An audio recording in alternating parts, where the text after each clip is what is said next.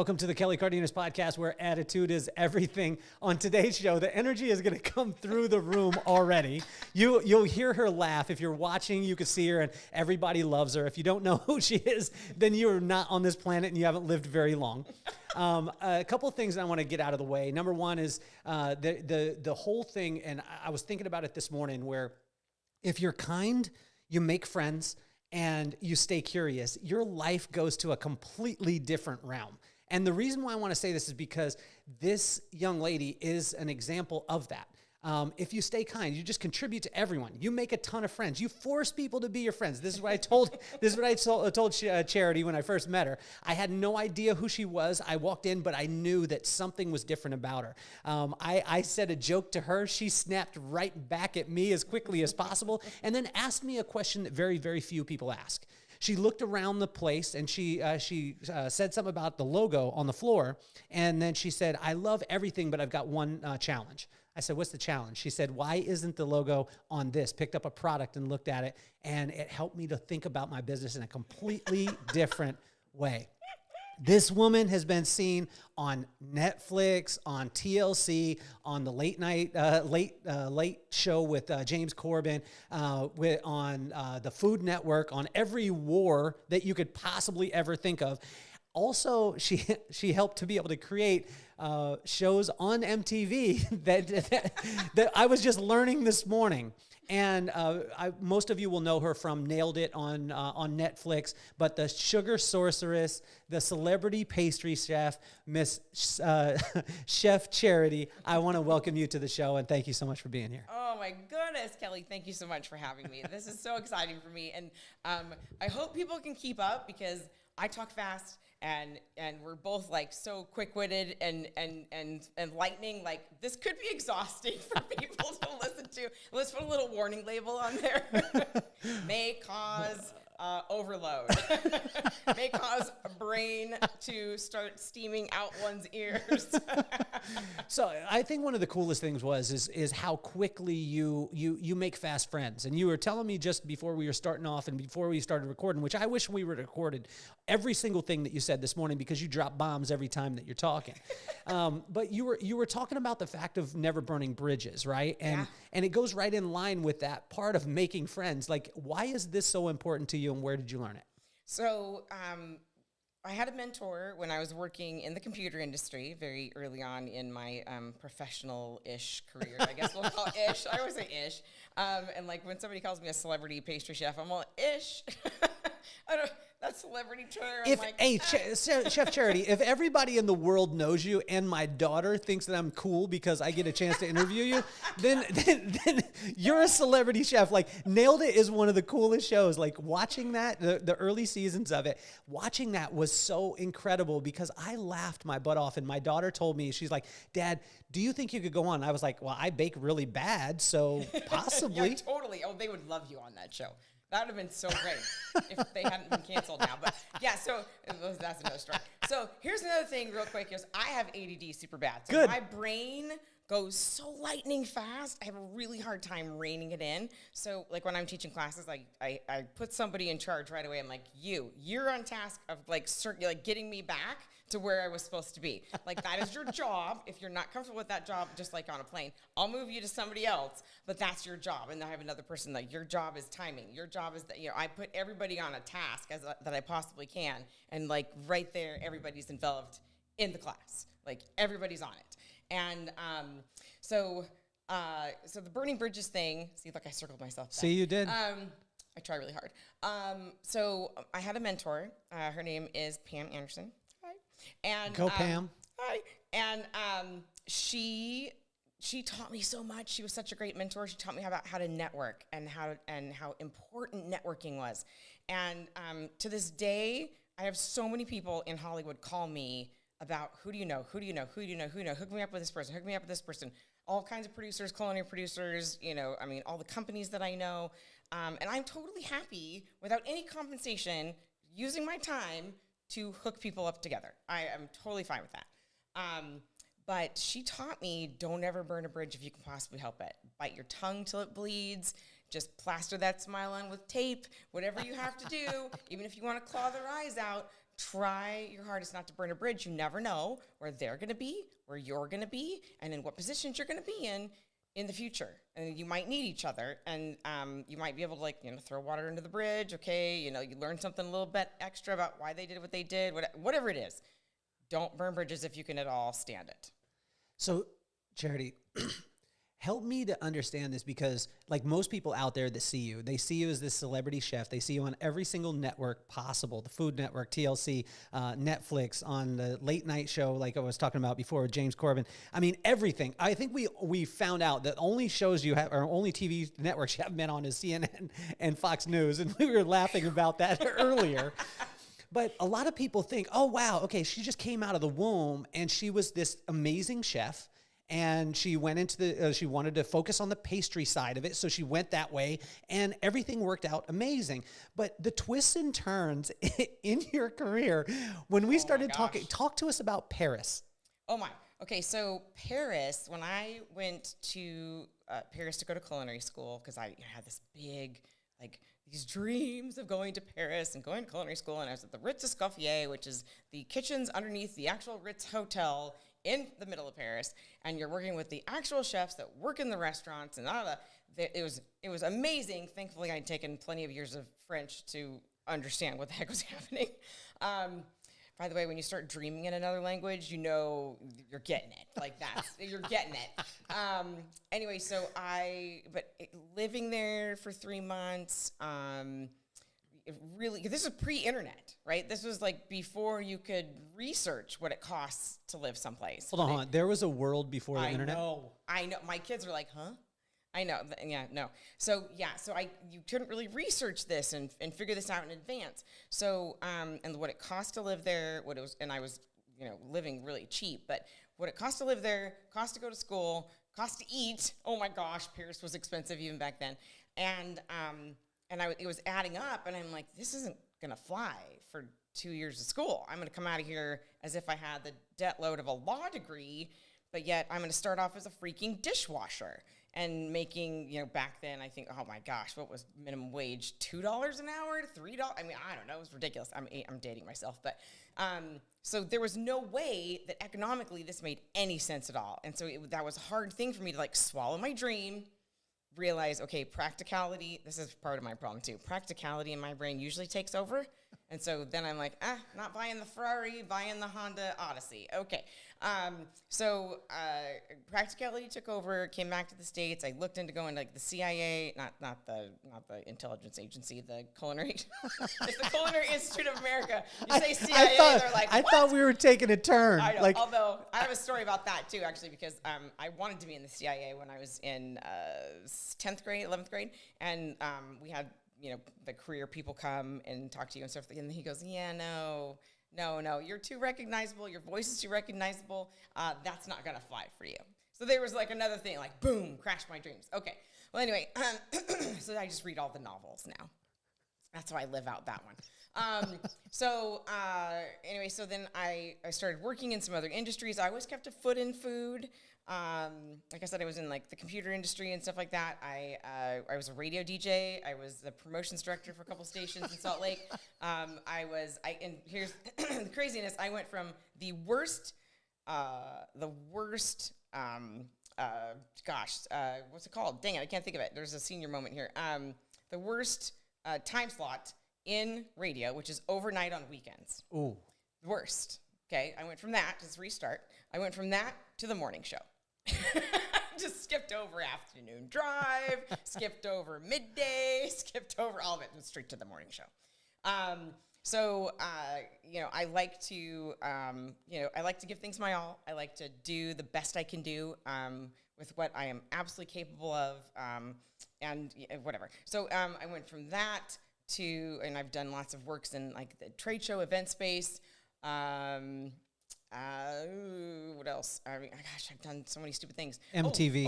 Yeah. So that's the promotions director thing is where I did a radio promotion, sending some listeners down to Lake Havasu for spring break with MTV. It was a church camp. Yeah. Yeah, even back then, not so much. But and this was, of course, back when, like, MTV mostly had music videos on. They didn't have like just all TV shows. But this was the start. This was the era, this early like mid 90s when that era started, when they were getting more into just TV shows instead of music videos.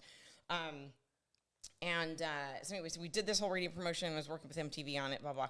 And sent them an air check tape afterwards because they asked for it. And they called me a couple weeks later. They said, hey, we have this like TV show idea based on your radio promotion. Are you cool with that? I was like, yeah, sure, whatever. This is pre me knowing very much about television. I should have then said, I need a credit on that. Like I need like the creative consultant, creative producer, anything. Like just give me some sort of like credit on it. No, can you help the people that are listening to understand what a credit would actually mean and what that would have helped you with in your career? Because you know it now. Right. But a lot of kids out there that want to get into TV or they're maybe acting or whatever it is, they don't understand the credit side. So you have to have some kind of power. I hate to say we were to use power, but you got to have something to contribute, and you got to know people on up the chain that you can ask for a credit. That doesn't mean they'll give it to you. Because we'll get into this when we talk about Nailed It. There is a whole chain of command through production, through the network that you have to go through to do everything. And everybody's got decision power, and somebody can just go hack that off right there, and you don't get it. So it's a political world in itself, and it's a little gnarly. But yeah, it is what it is, and it's a little bit difficult to wade. But I should have then asked for it, and I'm sure they would have given it to me. If you would have got it, what type of benefit is that for you to put a plaque on the wall, or is this? Can this help a young kid in that industry to be able to have some longevity and to be able to benefit them over time? It can, because you could, now that there's IMDb, which is the International Movie Database, they could. That's kind of where you can start building your resume, if you will. That is a digital resume people can look at. I learned the hard way that it's not actually super ultra official. It's owned by Amazon now, and I know people do look at it and use it because I know plenty of really legit people in the industry that do keep their resume there up to date. So I have done that myself. There's an IMDb Pro version that you have to pay for to be able to manipulate and create your resume there, which is I recommend if you're in that, definitely do that. Because then you can upload videos and photos and all of your contact information and whatnot, but not everybody can see that just on the regular IMDb app. So like my entertainment lawyer's information and my cell phone information and that kind of stuff is not on the regular IMDb app.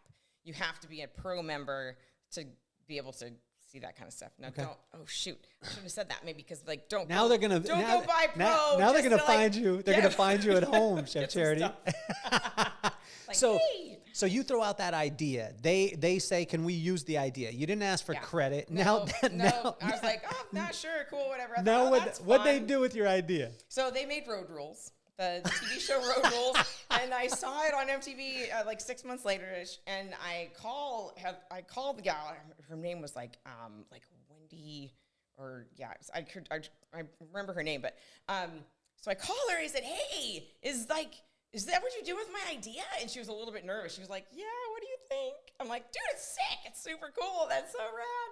And then what's funny, and here goes to like maybe your a little bit to my Don't Burn Bridges thing. Not that I had any connection with him then, but Adam Cohen is one of the owners of a production company called Super Delicious. Now, Super Delicious makes all the war shows, all of them. The Cake Wars, Cupcake Wars, Halloween Wars, all of them, of which I've done a ton of them. So what was fun is I was able to like talk with him on a number of occasions. They've actually had me do a bunch of like B-roll things for other shows for them and stuff like that. So I was able to talk with him and say, hey, get this. And I told him like the backstory. He's like, no way, because he was a producer, an executive producer on Road Rules, like early on. So he's like, oh, dude, I had heard something about like how they got this concept, whatever, but I had no idea. He's like, that's such a trip that was you. So, I mean, if I had maybe like worked with him on that show, so anyway, you just have to, especially in film, TV, in the whole entertainment space, especially, It's all about who you know. It's all about networking. I mean, when you're on a production, you've got everybody on the phone, texting, emailing constantly every spare second they have, which is a lot of downtime, unfortunately. But they're always lining up their next couple gigs. Everybody's like, I mean, and that's kind of an annoying part of that whole industry is you're constantly like, there's nobody usually you're on the payroll with on salary, for years. It just doesn't much happen. So you're constantly trying to line up your next gig, and they're like 3 weeks, 6 weeks, maybe you're lucky and you get a 3-month one. An 8-month one is huge, that's giant. If you have an 8-month contract, that's gigantic. So it's tough. I mean, it's tough, and you have to be really good at managing your money, because you might be working for 3 months and then you won't for a month. You might not for 2 months. So it's a little gnarly that way. So you've got to be careful. It's a different animal for sure than most other industries. So most of the people out there that are listening right now, and we want to thank everyone out there that's listening, but yes, thank you. Most of them aren't in the entertainment industry, so they look at a celebrity like yourself and they see you on Nailed It, and they see you on the Cake Wars, and they see you on Cupcake Wars, and they're like, just life is just floating, it just continues to ascend. You're saying that there's hills and valleys in the entertainment industry? Oh my, there's more valleys than hills, and most people will tell you that. I mean, the stats, and I hate to say stats, but and I always think about in one of the Star Wars movies, I think it was one of the more recent ones, he's like, don't tell me the stats. Don't tell me the odds. I don't want to know the odds. Because what, C-3PO always wants to give him the odds. I don't want to know the odds. Don't tell me the odds. But it's like a tiny percentage. I mean, it's like 1% of, when you get up into the acting stuff, 1% of those people can actually make a living doing acting. So, my entertainment stuff, started off probably around there, 5% of my year, maybe something like that. Well, Nailed It, they started pushing into the 1/3, 1/2 of my year. Now, I am a pastry chef. I'm a cake artist. I had really diversified within my industries. I did, trade shows. I do R&D for a lot of my my sponsors. I do promotional stuff for my sponsors. I actually make cake. I make desserts. I do recipe development for some restaurants. I do, print ad stuff. I do tutorial stuff. I do education junk. I taught classes a bunch. I consult on TV shows. The Is It Cake TV show, the new one that's all the rage now on Netflix. I consulted on that show during COVID, helping them develop that early on. I was super diversified, and I thought, okay, I'm good. Because if one of these things goes down, I got, a whole bunch of other things, just in finances, right? You want to be really diversified in your portfolio. Well, in my industry, it's smart to be diversified too, until COVID hit. Talk about a valley. What is COVID? I don't know if I don't even. They all tanked. I was like, oh. So I went from Mach 10 with my hair on fire to, oh snap, I got everybody coming home from college. I got my niece even coming home from college to live with me. And everybody's home twiddling their thumbs. And I was like, everybody don your hiking shoes, get those water packs on. We're out of here. We are hiking. We did every one of the falls. We did all, around here in San Diego. We did every hiking trail. We have this big book. So we just did as many hiking trails as we could. I'm like, we're out of here. We're getting outside. So it was, but it was rough to go from, and it was rough for everyone in some way. I mean, even the people that were, I know that worked at Costco that were working like dogs because Costco didn't ever close. They had it rough in a different way. Everybody had it rough in a different way. And the people that lost their loved ones to that, stupid illness, it breaks my heart for all sorts of people that lost their businesses and lost loved ones and everything. It was awful. But, to the whole theme of your podcast, look at me coming back around, staying positive, staying optimistic, trying to see. My grandmother always said, make lemonade out of lemons. And, that's I try to do that my whole life, right? And sometimes it's been really, really difficult. I mean, there's been times in my life, because I've had kids with, terrible illnesses, that I've been literally in a corner in the fetal position, bawling my eyes out. But, you have to do that, get it out, okay, and then pull yourself back up at your bootstraps and keep moving forward. Because if you don't keep moving forward, if you're just even standing still, you might as well be moving backwards, because you have to keep moving forward. Otherwise, and maybe it's just me with the way my brain works, but I'll go nuts. I mean, I'll be in a straitjacket somewhere, let alone in the fetal position. So I have to keep like, okay, what can I do next? What can I, exercise, that's my mental health. Just keep going, because otherwise, you're just going to fall flat, and there's no fun in that. So talk to us and talk to the kids out there that don't learn traditionally. And this is happening, like there's so much more awareness now. Whereas you used to be like, when I grew up, they would say, well, you're either smart or you're not, based off the fact that you could read this or you could see this. Now we're starting to realize that kids learn different. Oh, yeah. And when you were saying, I've got ADD, like I've never been diagnosed with anything, although I think I have everything. I just like it all, and I don't want them to take it away from me, right? But when you were saying ADD, I thought it was so amazing, because you were like, I learned this way, and I know that, so I'm just going to go out and get people who are good at timing, get people who are good at organization. I'm going to put them in place, and then I'm going to be able to be Chef Charity all the time. Right. Yeah. Can you talk to the kids out there that maybe don't learn normal, and what they can do and how they can, like, you've really fallen in love with who Chef Charity is, and that is so important. Well, I call them my hacks. So I see my shortfallings, my things I need to do better, and I see, how they might hurt me in life, and I try to figure out, okay, how do I fix that? I am kind of a fixer. I've had to be careful of that in relationships. But so I need to fix it, right? So like on the other side, there's a couple people I've decided I'm absolutely going to thank. And I don't care if they were crappy people or whatever. There's some things I'm going to thank them for, and I'm huge on gratitude anyway. But Steve Jobs is somebody, even though he was apparently a jackhole, I want to shake his hand and thank him for all the rad products that he's created that I use in my life. I use them all. Even have now, thanks to my sweet daughter, an Apple Watch, finally. Didn't think I really needed it, but it's pretty fantastic. Especially with a tool like that, and I do call it a tool because it is, I can put in so many reminders, so many chimes and calendar reminders, because I can get so laser tunnel focused on something, and then I'll forget to pick up a kid from school. I will forget to do all kinds of things because I am like focused on getting this and doing this, and so I appreciate those hacks, right? So those things, like you said, putting some people in place when I'm in the middle of a class. Otherwise, I will go and talk for 12 hours, and they might all still want to stay there and hang out doing it, because I'm going to definitely be entertaining. But that doesn't mean I'm getting like all the material across that I need to get across. So I have, at this time, I'll have it all written out. At this time, I need to be at this point. At this time, I need to be at this point. At this time, I need to be through this, this amount of material, or I need to be doing this, or I need to be doing that. So I have to keep myself on track, and make sure that I get the things done and accomplish the things I need to do.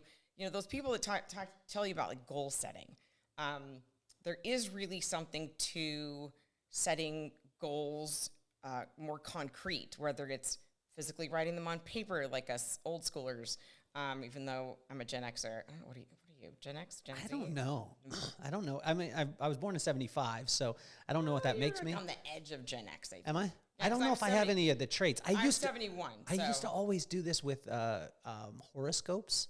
People would ask me, like, what sign are you? And then I would tell them a random one, and they'd be like, I see it. And I'd be like, no, you don't. You don't see it. Because I am not that. But I think it's so hilarious. Funny. Yeah, no, I agree with you. I totally agree with you there. Okay. With the tools we have available to us now, and all the chimes and stuff, I have tons of digital lists. So like, for instance, my grocery list. Our grocery list is a shared note in the iPhone that everyone in my family can add to or take away from in real time. So when I go to the grocery store, if somebody hasn't gotten on that shared note and put on what they want, tough luck. Sorry, dude. Yeah, your lunches are not going to have that in it for this next week. Oh, well. So, there's accountability. right there. There's, that's up to them. If they want it, they know how to get it, and they know what to do that, right? So I like that, in all kinds of apps and things we can share with one another and learn from one another and help one another with the things that we might need help with, but you also have to ask. That's been tough for me, is to learn to ask. I had to learn that that's not weakness, that means actually strength, that you're maybe like little pinholes you need to fill, and I call them pinholes, not gaping holes. And you can ask for those people to help, because in return, I want to help people more than the pinhole they want to fill with me. Call it my name, whatever, it's charity, right? So that means unconditional love. I am definitely a giver. I want to help other people, and I'm looking out for how to do that all the time. And I've been berated about that often, that I'm not monetizing that more. Like I said, when culinary producers and all kinds of people call me and ask me, who do you know? I'm like, I don't know how to monetize my, like, quote unquote, like, contacts list. I almost said Rolodex, but my contacts list. You boomers will be like, hey, I know what a Rolodex is. Those were just phasing out when I was getting professional. But yeah, so I don't know how to monetize that. How do you monetize that? But I think that it's a cool thing, because you're putting off immediate gratification for future glory. Like, if you would have went so hard at the idea for MTV, maybe they don't pick it up because they back off you. But then you get a chance to meet the guy who makes Cake Wars and Cupcake Wars, and then, that spurns. And I find that there's so many people, especially in today's society, they want to monetize everything immediately, as opposed to planting the seed and then having the forest later. They just want to have the little plant. Right. And I'm blown away by this with you. And also too, like, you have the ability you've really fallen in love with who Chef Charity is. Like, you've looked at it and you said, these are the things that, maybe somebody else would look at and say, I don't learn traditionally. Right? Mm-hmm. But there would be no Chef Charity if there wasn't those things. That's true. Who helped you to be okay with that? Who gave you permission to say, like, Chef Charity is completely cool, she doesn't need to be fixed? Probably my mom and my grandmother. So my path to culinary stuff, or through culinary, I can't really say to, because it was always kind of there. Because the Easy Bake Oven started it off. Yes. So, very Reader's Digest version, which, there you go, boomer reference again. But it's a little book. For those of you, not a boomer. For those of you listening, it's not an audio book like Success Leaves Clues. It is a pamphlet. It is a pamphlet that generally was in your mom's bathroom, was a Reader's Digest. Am I correct on this? It was like a thick pamphlet. It had just like little snippet stories kind of thing. Like, it's great bathroom reading. Like, you can get like a quick little story in. I love it. We need to bring it back. I know. It's Chef good. Charity, we need to bring back Reader's Digest, and we'll do a collaboration together. It'll, you'll be able to give, thoughts on the entertainment side of it. I don't know what I'll do in this project. Digest. I have no idea what I'll do in this project, but I'm going to have a ton of fun. Let's do it. And we will send out pamphlets, like regular paper, not digital. Actually mailed. No. Snail mail. And they will... we won't even have a website, because we want you to, you're going to have to sign up by mail. Like, what was it? Publishers Clearinghouse. Yes. Ed McMahon. Yes. So when that EMP hits someday, whatever, then you're going to have a whole stack of Kelly's Digests that you will be able to read for real. I think it could be a morning show.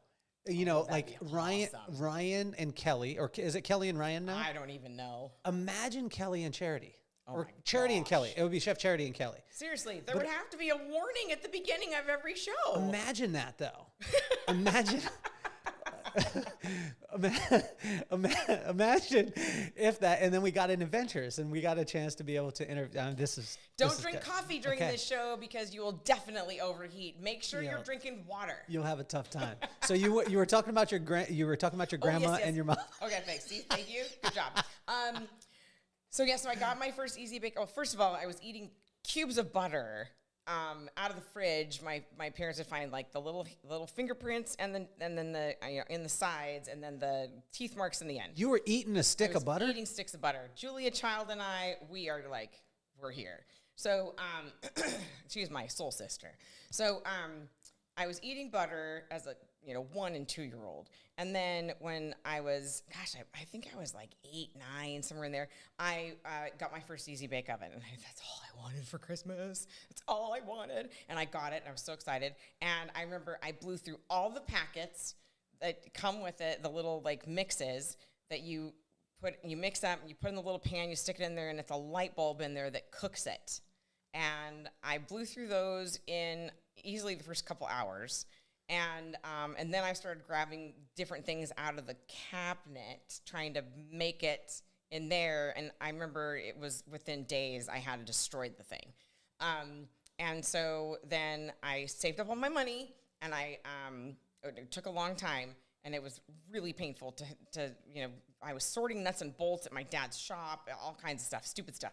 So I saved money, bought another one.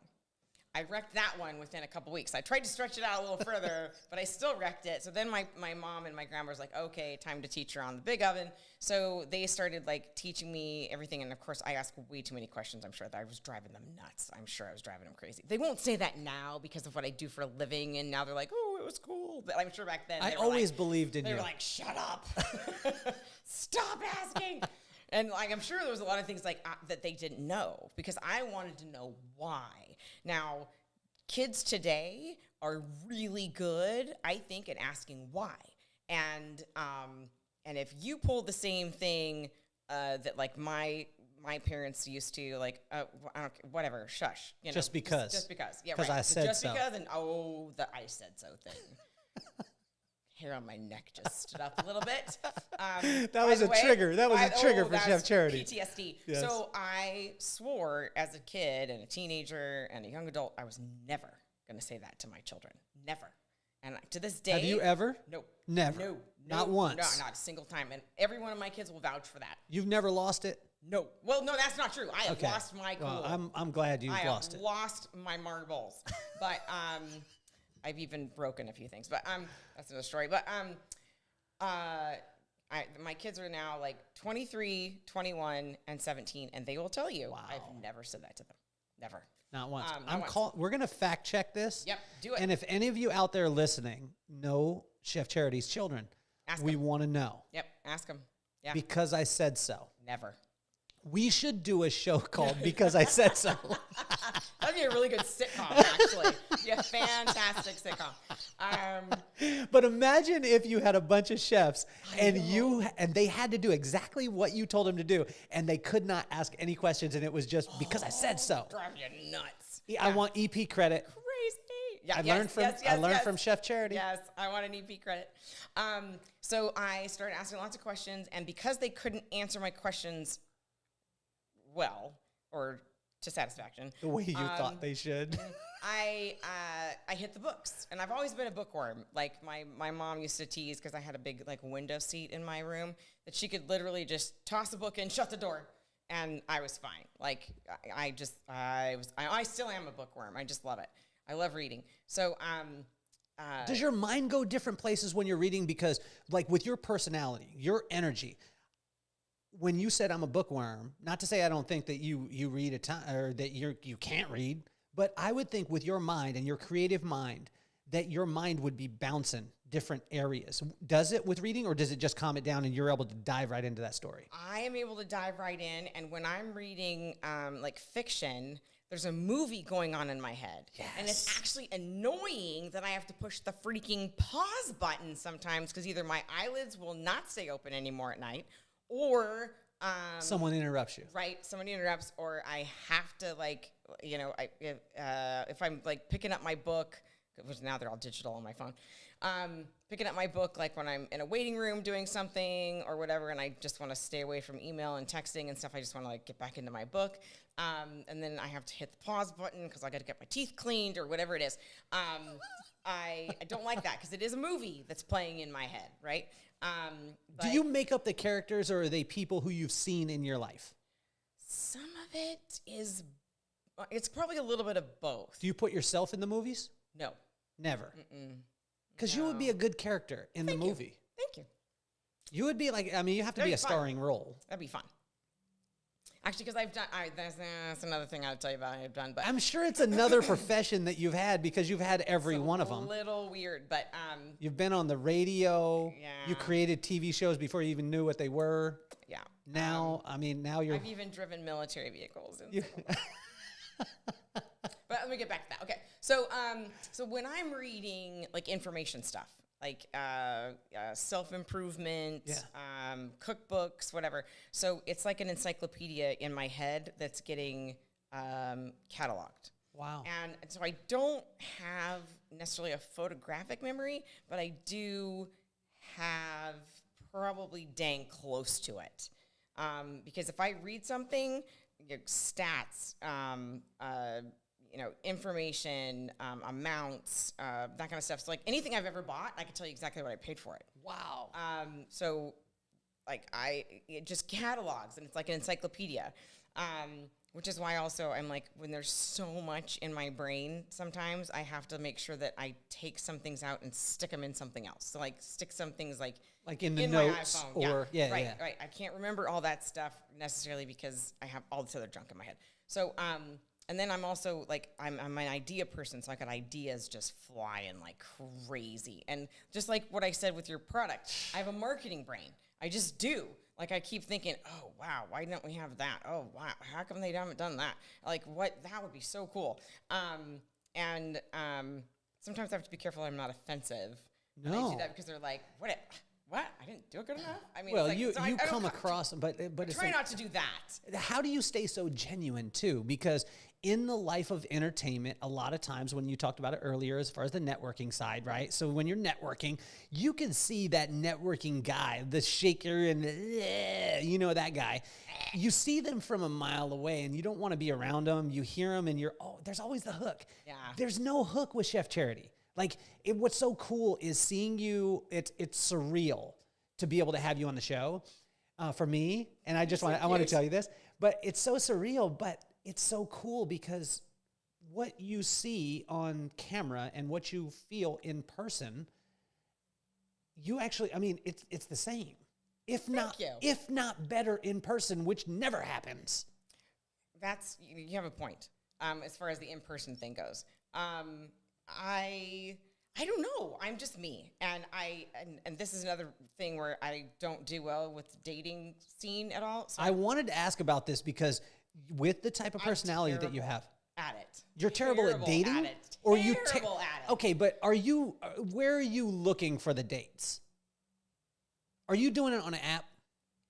I've tried that very little because I just don't like that at all. Because I have found too much anonymity on the other end. Okay. And like for instance, like there was one guy I did go on one date with. He said he was like 5'11" and he was shorter than me. Like he was 5'6". I'm 5'7". I'm like, that's really, tough. dude? Come that's on. Tough. Come on. Like, how do you not? How? How like, is it though? Why? How hard is it though? Because I mean, you're a international phenomenon. Like if you don't know who Chef Charity is, again, you're not on the planet. You have not turned on Netflix. You haven't turned on, the Food Network. You haven't turned on TLC.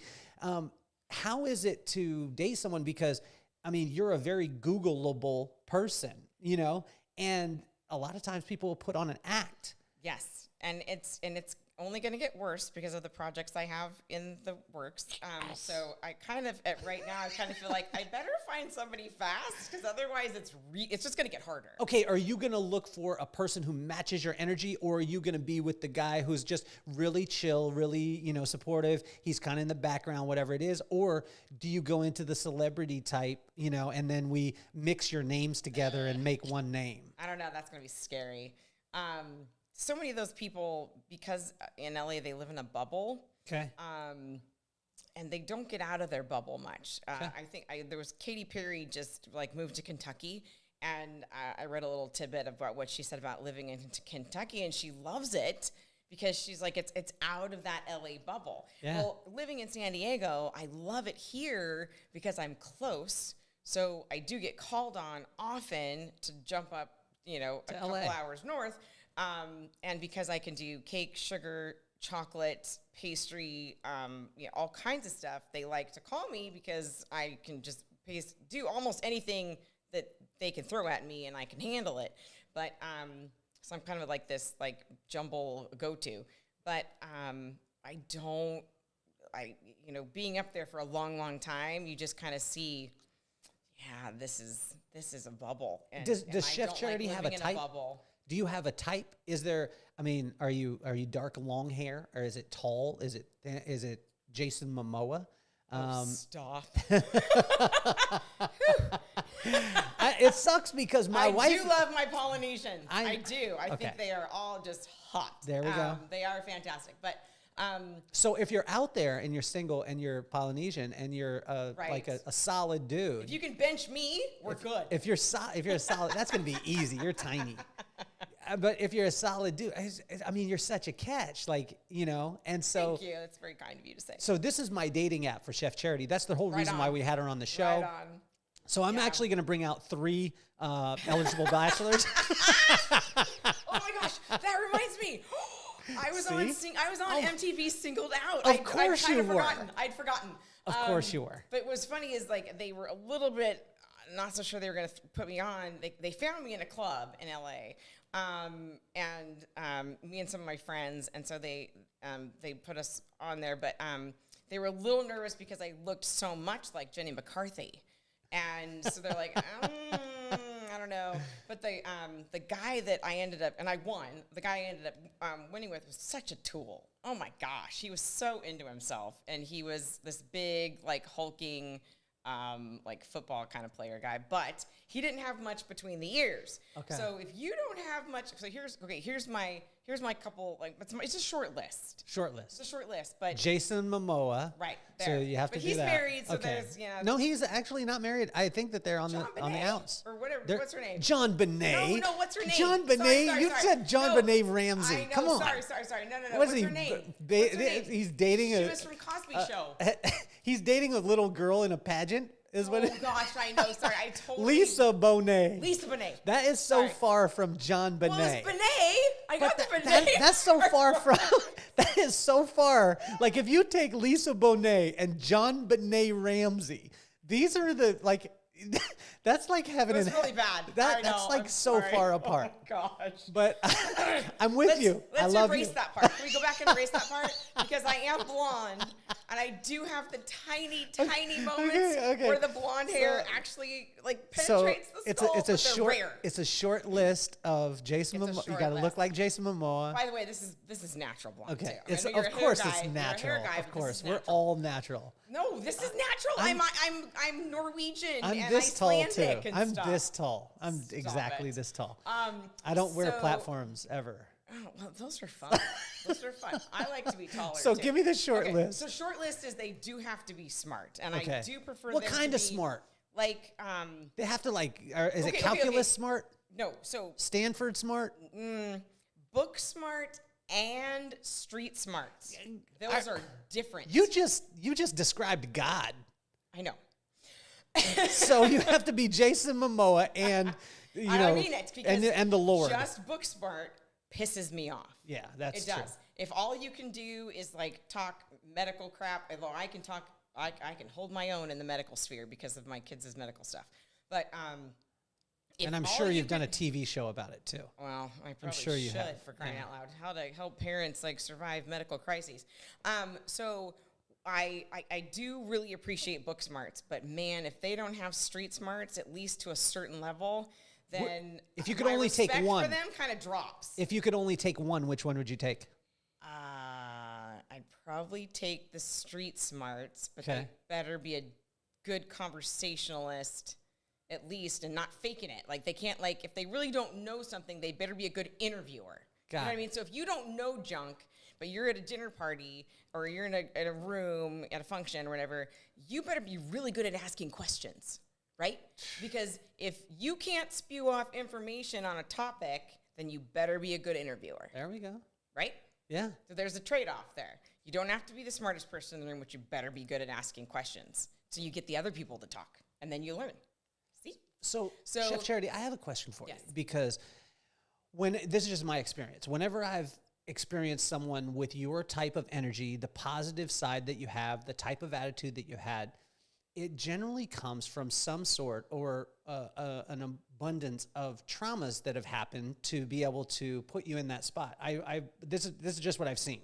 True.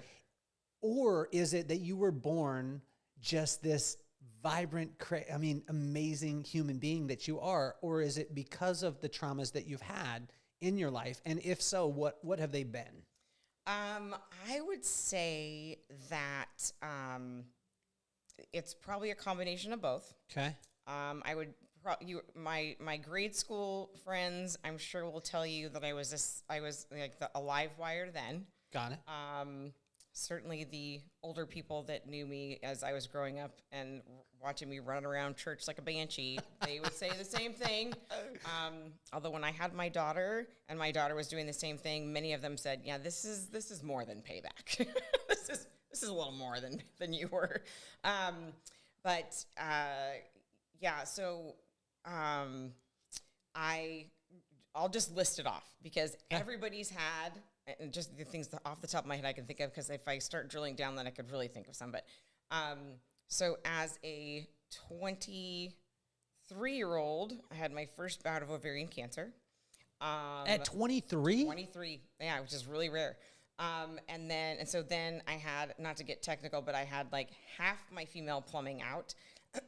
And then as a 27-year-old, 2 months before I got married, I had it again, and on the half that wasn't taken out. So they left me a third of one ovary to work with because I begged them, please just try to leave me something to work with if you can. Only one child at this time? No, I had none. You had none? No, I was not married. No marriage. No marriage. No kids. No. No Nothing. Jason Momoa yet. Nothing. Mm-mm. No John Bonet. No. Or Lisa. I wasn't swinging either way. I was doing any of that. I was engaged. I was engaged. I was 2 months before I was getting married, and they cut me down to 1/3 of one ovary left. Wow. And so 1 month into being married, they said, hey, so if you're going to try to get pregnant, I suggest you start now, because they were anxious to get everything out if they could as soon as possible. So they're like, if you want kids, try to have them now. Just get one if you can. And they sent us to a fertility specialist after a couple months, and not, just because they knew, they wanted to help us get pregnant fast. Well, I was already pregnant when I went into the fertility specialist. I'm really sorry, everyone out there that struggles with the fertility thing. I have tons of friends that have done that have struggled for years and decades even, and I absolutely sympathize with those people. I've watched them struggle and the pain they've gone through, and that has not been one of my struggles. I feel like I can trip and get pregnant. But so I had my daughter a little over a year after we were first married, and then when she was 6 months old, they said, okay, if you're going to try again, hurry up and try again. I'm like, I have some semblance. I need to have some semblance of sanity. Like, I'm not going to have kids that close together. That's insane. So, but they kept, they had to keep track of me very closely. So, but anyway, so her brother came along. I think they're 22 months apart. So her brother came along, and then I just I started having like miscarriages constantly. And so for like 3 years, I just had tons and tons and tons and tons of miscarriages. And finally, I was like, screw this. I got one of each flavor. I got a smaller car. I went from a Suburban, and gas was starting, this is sad, but gas was starting to hit $2 a gallon. Whoa. I know.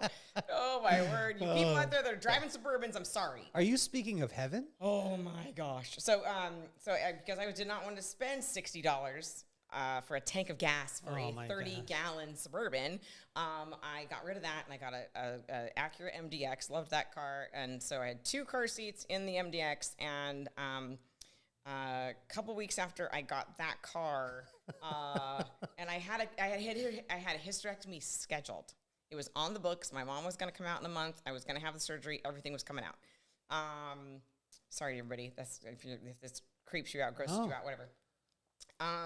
And then a couple days after leaving the doctor's office, scheduling that, I got suspicious, and I took a pregnancy test, and son of a biscuit if I wasn't pregnant. I was like, and then I was like, it's just gonna like miscarry, whatever.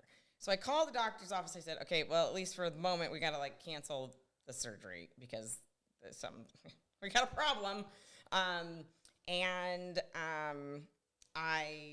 This is where we kind of get into my faith a little bit here. So I wanted to leave my husband then because this was not working out at all. Won't get into that. How long were you together? In total, by the time I did end it, we were together 9 years. Oh, wow. Okay. Yeah. But so I wanted to be done, and so I was really angry that I was pregnant. Oh. And so when the doctor was like, hey, the reason we think that you've been having all these miscarriages is because this tiny little ovary, so that puts out all this progesterone to keep a pregnancy before the placenta is formed, then that takes over that task, right? And then that creates all that progesterone to keep that pregnancy going. So we want to put you on this stuff so that it keeps the pregnancy. And I was like, whatever, maybe. So I started taking it. Well, I was the gnarliest mom ever. I was so mean. That stuff made me so awful. I don't see you being mean. Oh, it was awful. It was chemical. It was all chemical. It was this medicine they had me on. And I was like, okay. Could you have said because I said so during this time and you not remember it? No. Because that was a hard line. Are you sure? There's no way possible. Okay. Positive. Right. So the kids were they 5 and 3, or almost 4, 5. Yeah. So they're right in there. So one was in kindergarten, one was in preschool, and I was in Arizona at the time, and it was awful. So I just said, I'm not taking this stuff. I'm not doing it because I don't want this pregnancy, and so it's just gonna miscarry. It's gonna be fine. And so I did. I had a moment on my knees talking to God, and I said, "Okay, dude." This is how I talk to him. Hey, dude. You know what? This is on you. You want this kid here? Clearly, he's been trying to get here, or him or she, whatever. But they've been trying to get here, obviously, for quite some time. So if they actually want to get here, that's on you, because I'm not doing it. I'm not. I will be the vessel, and of course, if it actually happens, I will be the best mom I can possibly be to it. Because obviously, when you have kids, when a kid's born, you're just like, oh my gosh, you don't believe you can love something so much that you would die for it, right?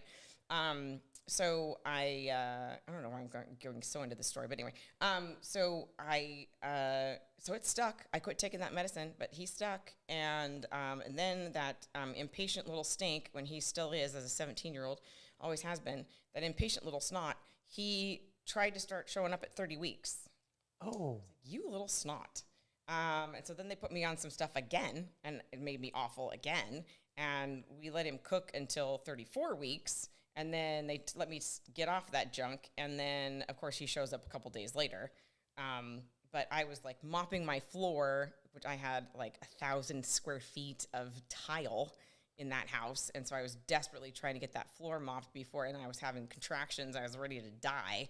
And from start to finish, that labor was 3 hours. So I did not have time to finish that floor. Wow. But anyway, so he has been my comic relief. He is the wittiest little stink. He's not little anymore. Both my boys play water polo. They're both good-sized boys. So I've had ovarian cancer. I've had a gnarly divorce. Gnarly.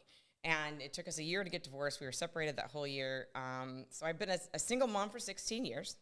I kind of went the Dr. Laura route. I tried to date a tiny bit here and there, but I never let my kids know I was doing it. Yeah. And Dr. Laura says, raise your kids and then date. Like, then do it. So I'm like, I just kind of thought, I was kind of, here's the next thing. So 6 weeks after my divorce was finally over, which, in technical terms, but it's never really over when you're divorced from somebody and co-parenting trying. But anyway, he has definitely improved over the years. We'll say that. We'll give him a little bit of props. He's been way better over the years. But 6 weeks after my divorce was final, my daughter was diagnosed with chronic myelogenous leukemia as a 7-year-old, almost 8.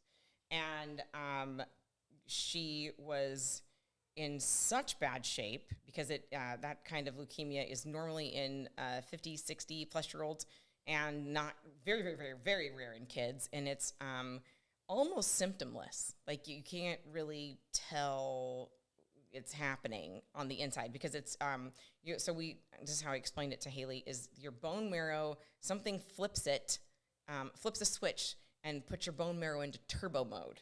And that bone marrow starts making all these extra white blood cells that have no purpose. So normally our white blood cells are our immune system, right? They function to fight infection. Well, too many of them crowd out red blood cells that take all of your oxygen to your brain, your organs, the rest of your body, your lungs, etc.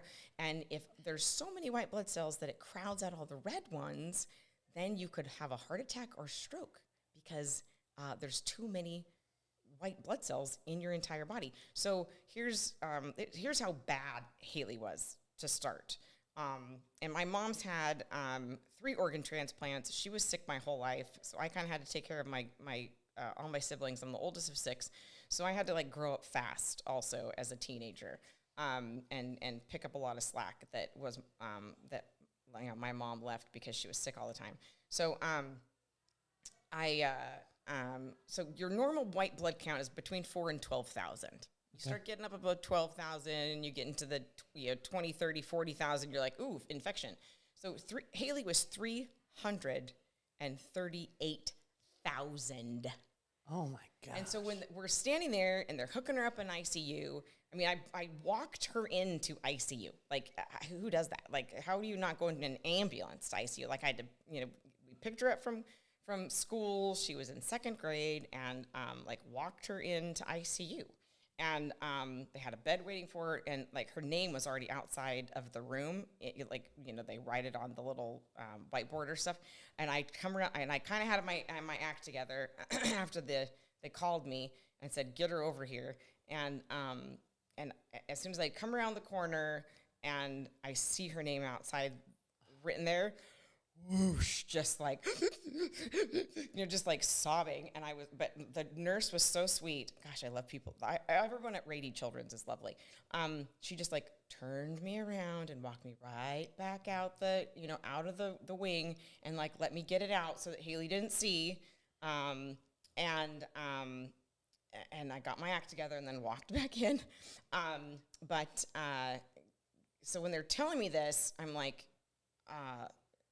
they just kind of offhanded said that number. And I said, whoa, wait, go back. What was that number? There's no way I heard that right. And right there they go, "Are you a nurse?" And I'm like, well, okay. So I had to quickly explain, my mom's done this. I know CBC, liver, kidney numbers, all those things. And they go, "Oh," and then they start talking to me totally different. So I know some stuff, right? So we were in ICU for 3 weeks. Then we were in hematology oncology for 3 months. And she now just had her 15-year anniversary of her diagnosis. And she is, it's been rough, not going to lie. It has been a rough road, lots of valleys and peaks in that one. Sometimes I thought we were going to lose her. But, I was on my knees begging God to let me keep her because she was going to, as a 7-year-old, stroke or have a heart attack any second, which is why she was in ICU.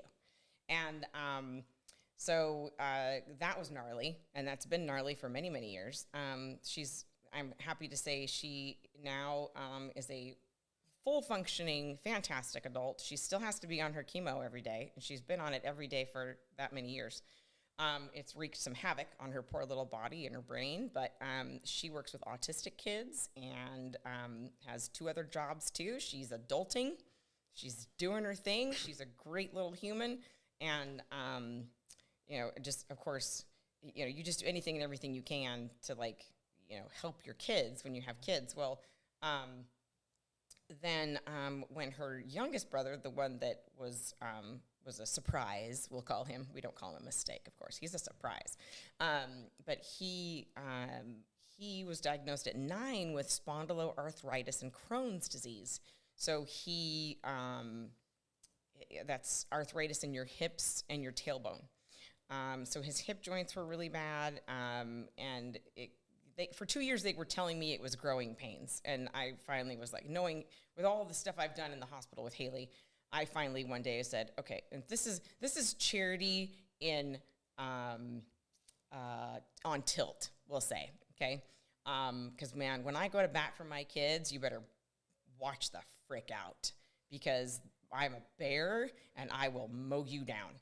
I heard somebody say the most dangerous place on earth is between a mother and her children, and oh, God help you if you are between me and mine, because a bear doesn't even begin to scratch it. So I called up the doctor's office, and because Paxton got to where he couldn't even walk normal, and I was like, okay, this is how this is going to go. I'm getting an X-ray today for this kid. I can either come to you at the doctor's office first, or I can go straight down to Rady Children's in the radiology department, but I'm getting an X-ray with this kid today. So you call it. Which one's it going to be? And they said, oh, we want to see you first. Fine. I'm coming now. So went down there, got in. They saw it. Oh, yeah, I think he needs an X-ray. Yeah, he's getting an X-ray today. And so they X-rayed him, and they read the X-rays by the end of the day, and they said, yeah, we think he needs to go to orthopedics. I'm like, yeah, probably so. Yeah. Mm-hmm. So next day you know how long it takes to get into orthopedics normally? Oh my gosh. So even if you got something broken.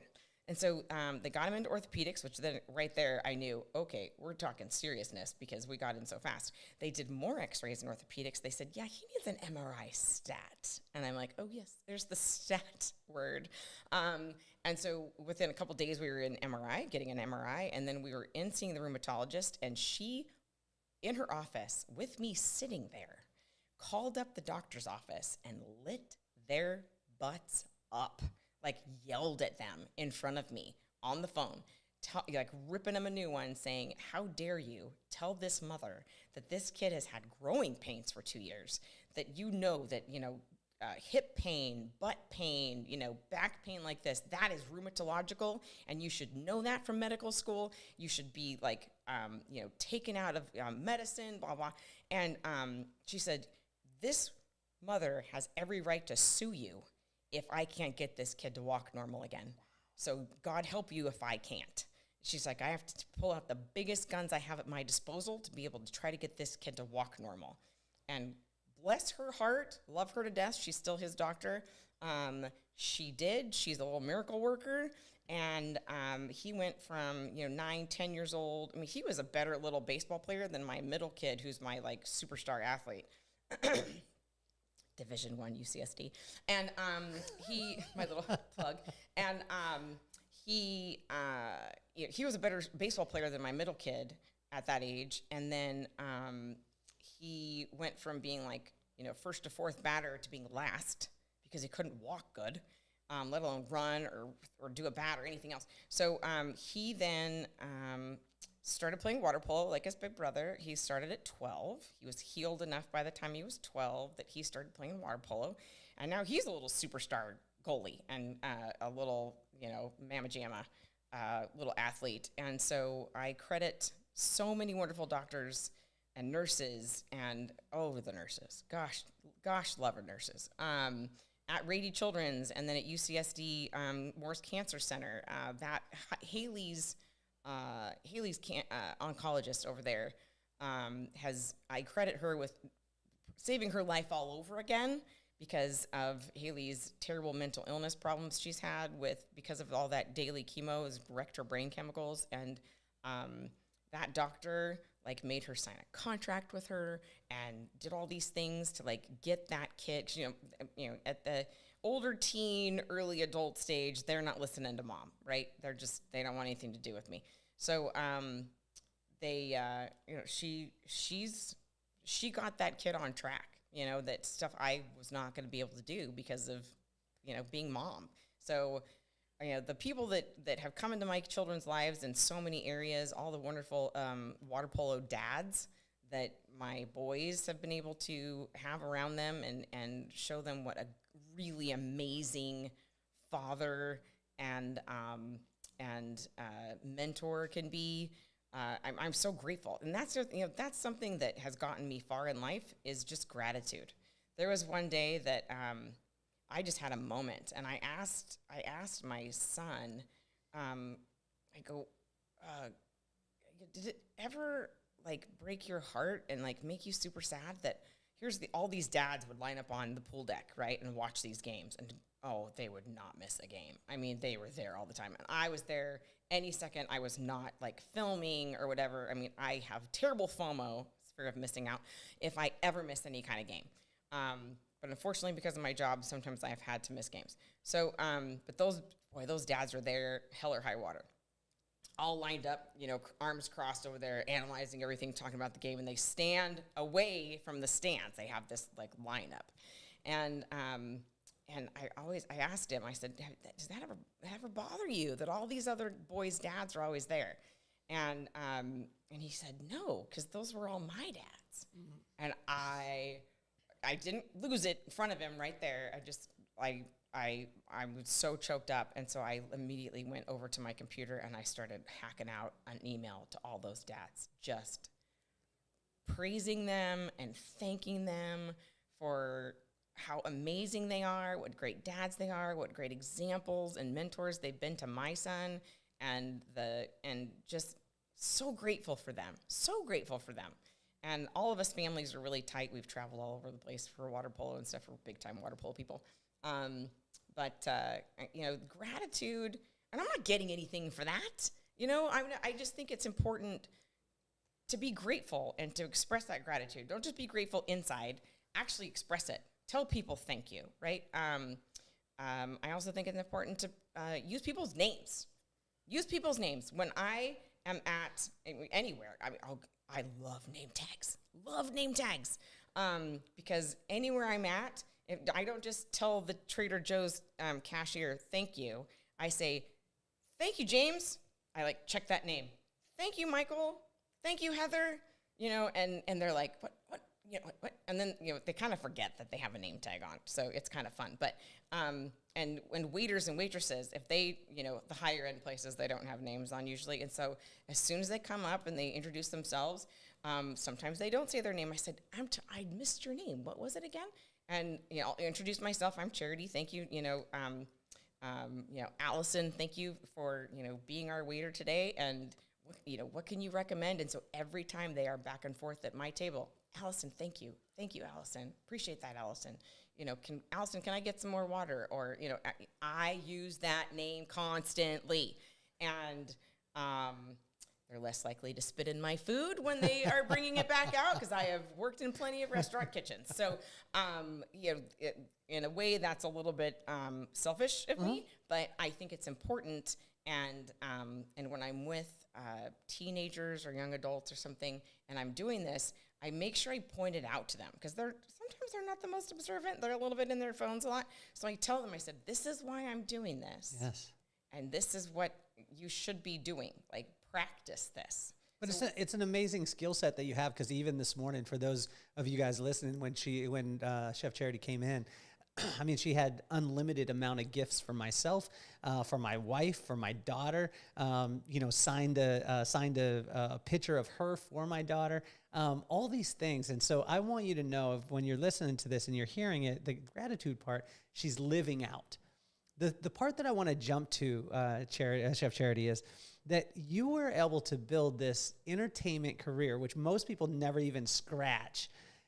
You did it simultaneously while all those things were happening. You went through a divorce. You're a single mom. You're dealing with the medical challenges, things like that. Take us to Netflix, and because people think that Chef Charity just one day blew up, like you were just walking down the street and then somebody grabbed you and was like, "Hey, we're going to put you on a TV show." I know that stuff doesn't happen. It's a lot of little stuff, but take us to that Netflix part of it, and where people thought in their head, wow, Chef Charity just blew up. And to you, in your head, you're probably thinking, no, I've been doing this for a long time, and now you're just recognizing that it's actually happening. Right. So, okay, I'm going to try to do this as fast as possible, because you kind of have to hear the journey a little bit. Yeah. So my uncle rents military vehicles to the entertainment industry. Now, I have always been a car buff problem. I keep my mouth shut about that when I'm dating. Guys, You should open it up about that. Guys don't like it when you know more about cars than Okay, they do. all right. So you just need to date the right dude. I know, but if I have more, that's one of the things. So this list is going to come out throughout this interview. I'm just telling you. So like, you better be taking notes. So, if I have more testosterone than they do, that's not a good thing. Yeah. Which means if I do better with power tools, which I'm fantastic at, if I know more about cars, if I know more about firearms, if I know about like all these guy things, right? If you can build a functioning lava lamp that is actually edible. Yes, this is true. And they can't, which actually you did. Yes, I did. So I've driven all these gigantic, 5-ton trucks, deuce and a halves, APCs, Humvees, all these things. So I've driven all these things in a lot of films and music videos. California Love, Tupac and Dr. Dre. Like, I've driven Tupac. No way. Yes. So between radio and the different things I've done, once in a while If you look, can we see you in the video? you have to really be looking for me. Okay, so look for Chef Charity. And that's you can like California Love? tiny side. Yeah. Hey. Because I wasn't a principal by any means. That's some street cred right there. It's so funny. So what was funny was right after I'd done radio, and those guys knew me already from radio, so they're like, "What are you doing here? How are you driving these?" I had to explain. But it was kind of funny. So like, still to this day, like once in a while, I'll remember something, and I'll just come out my mouth with my kids, and they're like, "What?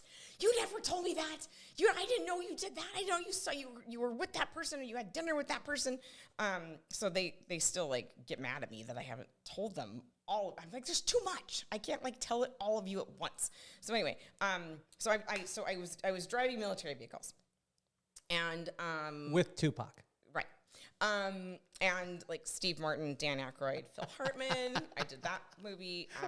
Kurt Russell. I mean, I go on. Okay. Anyway, so I know the back end of a production.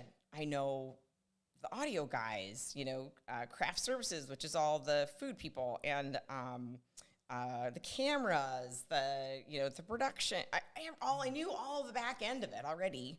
A couple times they actually pulled me in to do other like little bit parts just because I was there. But so I knew a lot of the back end workings, right? I didn't know the business end working, which I'm learning as we're developing my own show. But there's always new aspects to this business. But anyway, so I knew that. So then when I was approached by Ultimate Cake Off on TLC to come and do one of their shows, it was going to be the first episode of season 2 of that show on TLC. I get there, I get to set, and I immediately start learning the names of all the camera guys. I start making friends with the production folks. I start making friends with all of the PAs, because the production assistants, are the ones that are like the little grunt workers, and they do everything. And so I like to make friends with all of them. Like anybody and everybody, I could get their names and get it down in my head, and I like to do memory tricks, but I started making friends with everybody. So at the end of that episode, there was a very tense moment. And then most people that do what I do, they come on set, they're very nervous. Cameras don't scare me, so I was nervous because I hadn't done this kind of a competition before. It was 9 hours. That's a marathon in competition standards. So I was kind of nervous, but I knew my stuff. We were prepared. I knew what I was doing, and I wasn't nervous about the television aspect of it at all, because I was comfortable in that world already. So. And I grew up doing musicals, and so performing and stuff, that's nothing. It's fine. That doesn't bother me. So I had kind of a unique skill set walking onto that set. But anyway, so made friends with all these people. So at about 20 minutes left, 20, 25 minutes left, something in there, we had a crisis. So of course, great television. Every camera in that place, the giant booms up over my head. I had a camera, for those of you who are listening, I have a camera on my right in my face. I have a camera on my left in my face. I have a camera over my right shoulder, over my left shoulder, the giant one up over my head on the boom crane dealy. And so there's like 5 cameras in my face. And all on me as I'm trying to get this thing done and taken care of. And my one of my assistants that I took with me, he was not able to get this white chocolate to temper. And he's like, we can't temper white chocolate. We can't temper chocolate in 10 minutes and get it to set with the kind of time we have left. I'm like, watch me. That's one thing about me. You tell me I can't do something, you better back the frick off because I'll do it. I mean, it's a terrible rebellious streak in me, I'm sure, but don't tell me no. It's not good to tell me no. Because I will turn that into a yes. So, anyway, so we were like furiously getting it done. I took over that aspect because we were not going to have our cake not finished over my dead body, and which would have made good TV too. But anyway, so it was very tense. These guys were making me really claustrophobic, and instead of like yelling at them, like I watched a lot of cake artists do on all these shows, because they walk in and they act diva. They're like, it's all about me, and I'm here, and I'm the star, and I'm gonna try really hard to like get as much camera time as possible. I'm gonna give them as much sound bites as I can. I'm gonna be like gregarious and out there, and it's fake, right? It's all fake, yeah. And it comes across as fake, and so they don't use it in television. There's a tip for y'all: just be yourself. Just be you. So, even though it was very tense, I was very nervous and stressed out and really under the gun, I just paused and I said all their names. I said, you. I said, guys, I just need you to take a quick step back because I need a little bit of breathing room. Trying to give you some good television here, but I got to get it finished. And I just need you to take a step back. And they're like, oh, okay, sure. Like they were so shocked that that's the way I handled that instead of yelling at them, right? And getting mad at them. They're used to that. Yeah. So they did. They totally took a step back and they just kind of zoomed in a little bit better. Instead of physically getting in, they just came back and let their cameras do the work. And, because they're like stressed and tense too, because they're on tap to get the best footage for production, right? Yeah. And so anyway, so they, that moment and just the way I handled myself on that set, the culinary production world is very small in television land. So, and it was kind of probably even smaller back then. But that spread like wildfire. And so they asked me and my team back when they got extended 4 episodes. So they asked us back to be on another episode that same season. And had a great experience there. And ever since then, I just keep getting called. So and I've been on way too many TV shows in the competition space, but for every one I did do, I probably turned down 6, 7, 8, maybe, because I didn't either like the concept, or I just didn't feel like timing-wise it wasn't going to work out, or whatever. So from that, then I was on, the Halloween Wars. They kept asking me back, because I could do sugar or cake.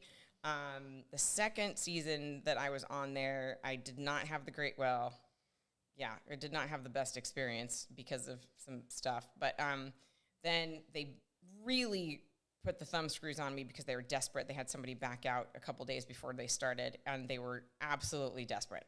So, but I had already retired, quote unquote, from competing. But I was like, you know what? Okay, I'll do it. And so I did, and I had a terrible experience, And I had gotten food poisoning right before I walked in there. So when I got in there, I was like maybe operating at 25%. I mean, it was bad. And then just a whole lot of things I won't get into went totally awful. I was really ticked off. But anyway, we're burning bridges. You don't want to burn bridges. So that was where I was really biting my tongue, so it was bleeding everywhere. Just kidding. But it was like I was really holding it together, to not burn bridges. But anyway, so what was funny is when I got, it was, like 6 months later. No, it was about 4 months later. I got a phone call, and I was making some stuff, and my phone was ringing on my my counter, and one of my kids were around. They saw the name, and they're like, and I was ignoring it, and they're like, "Are you gonna get that?" I'm like, "Yeah, I'm thinking no." because it was one of these producers from that show.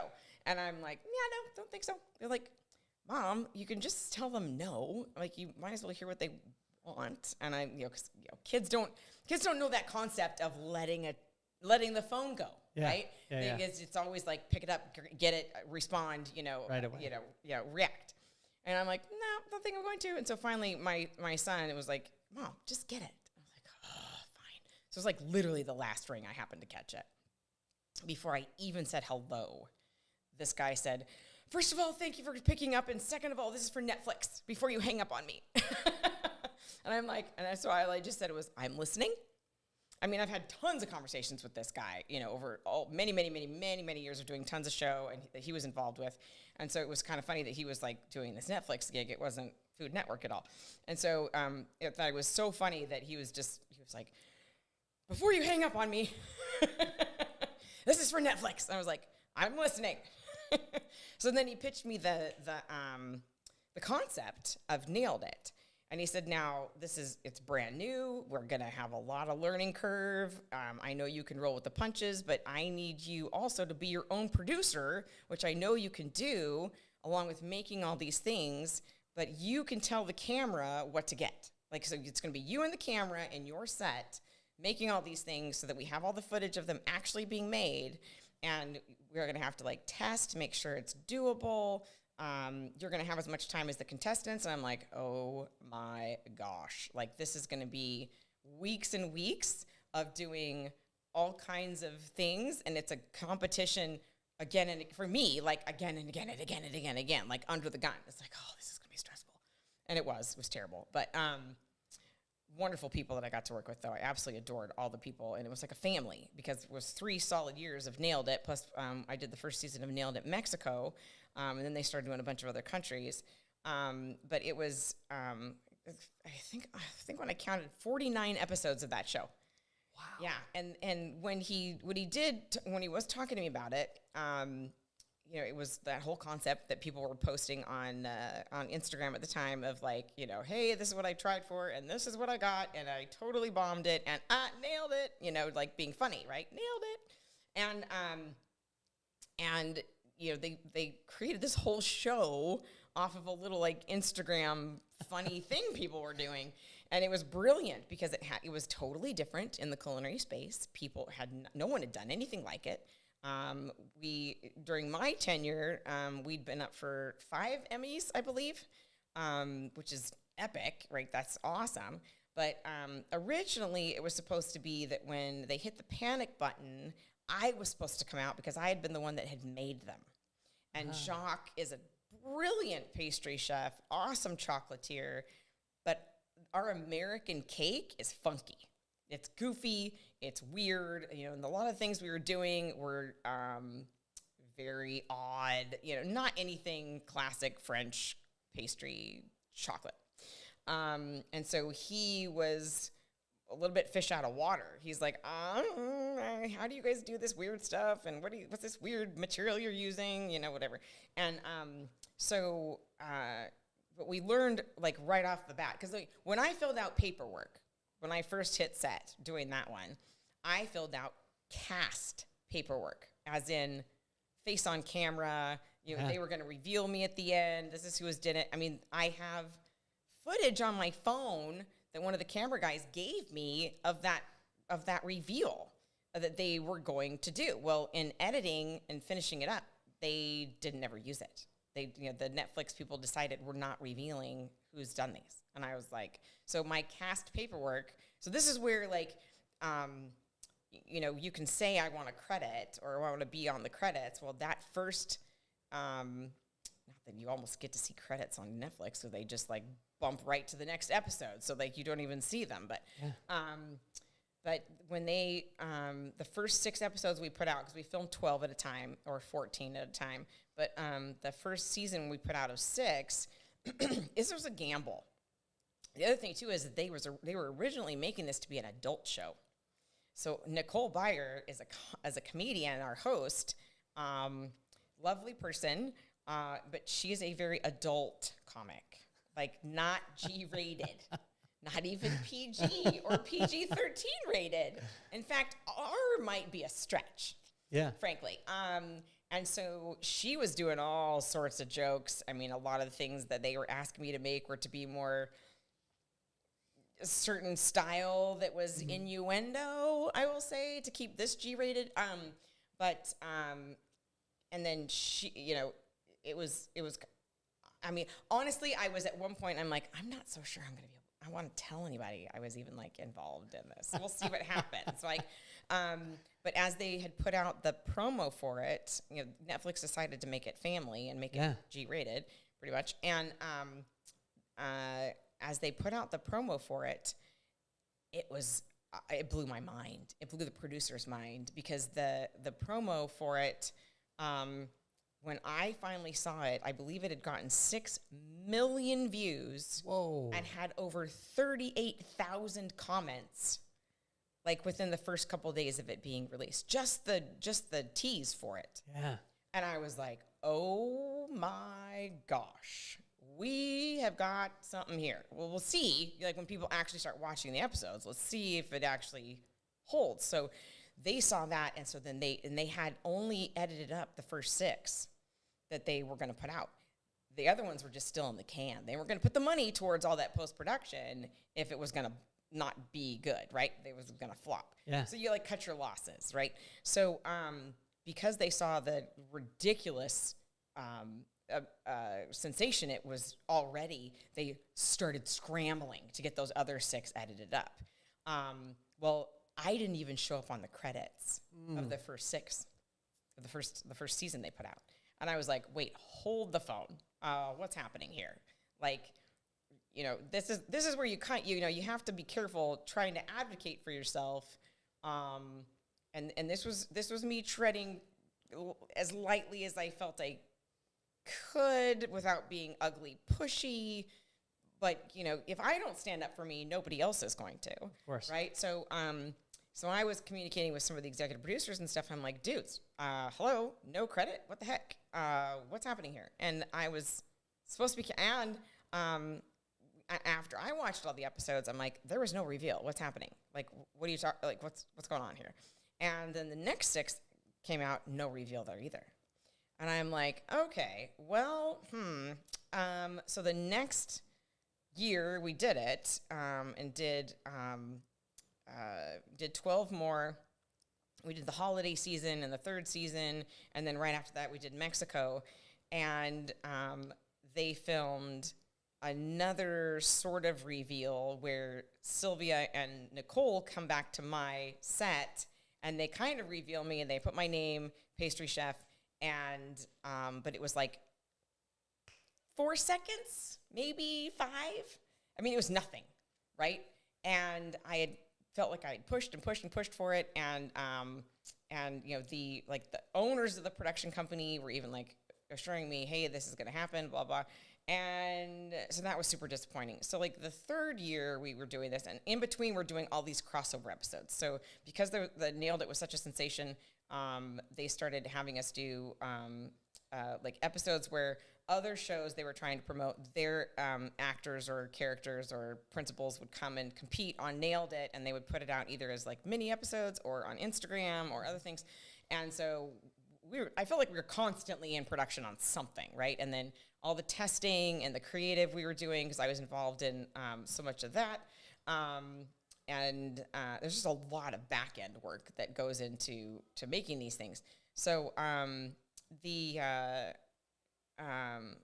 so we get into like the 3rd season of doing all this, and then if you go on my website, chefcharity.com, my sizzle reel is on there. And so Entertainment Tonight came out at the end of that year and did a big interview with me and Nicole and Jacques, and it's fun, and they do introduce me. I was in the Entertainment Tonight magazine as they did a culinary feature kind of thing, and I was in there. So I got some promo finally out of 3 years of doing this show, where all you see is my hands, which I am no hand model, seriously. My hands making everything, because every second of making every one of those pieces. It's 4 pieces per episode. So it's 3 small ones at the first round of an episode and then a big one. So every second of that is filmed. Wow. I am filmed making that. And, but it's my hands. It's like close up. It's, you know, this goes here, this goes here, this gets poured into here, whatever, this gets up. And in Hollywood, it's out of sight, out of mind. So if my face is not on camera, people forget that you exist. Wow. Yeah. And so I'm like, and I know this, and I knew this going in. And so I was struggling with that because I'm like, you all are cutting me off at the knees with my career here. Like, I'm giving you my all. I'm busting my ass, giving you as much as I can of me, my time. I was trying to give them my best work. It was really a struggle because it was funny. I heard Jack Carr, who's actually one of my favorite authors. He did the Joe Rogan podcast recently, and his first book in his series with James Reese. I told you I like the CIA, like the Navy SEAL, like all this kind. I love this kind of books. So I like absolutely devoured his books. They're fantastic, by the way. So Chris Pratt is starring in The Terminal List that's coming out on Amazon in a couple months here, and he was talking about how this was his first foray into television and filming and stuff, and it was interesting to hear his takes on things and his experience. So he was saying how everything has to go through the production company and all these layers and levels of approvals, and then all trickles all back down. I'm like, oh, brother. Oh, do I know that? Oh, do I know that process?